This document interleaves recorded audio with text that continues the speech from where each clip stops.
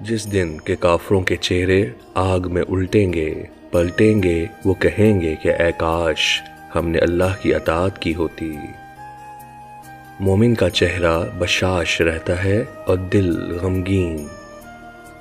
आदमी के चेहरे का हुस्न अल्लाह ताला की उम्दा अनायत है। नजात ना पाने वाले चेहरे पर शैतान फिदा होता है। वालिदैन के चेहरों पे मोहब्बत से नज़र करना भी खुदा की खुशनुदी का मौजब है। जुर्म इंसान के चेहरे पर लिखा रहता है। रहम का जज्बा बढ़ती हुई उम्र के साथ चेहरे को भी खूबसूरत बनाता है। अगर खूबसूरत चेहरा सिफारिशी खत है तो खूबसूरत दिल जमानतनामा।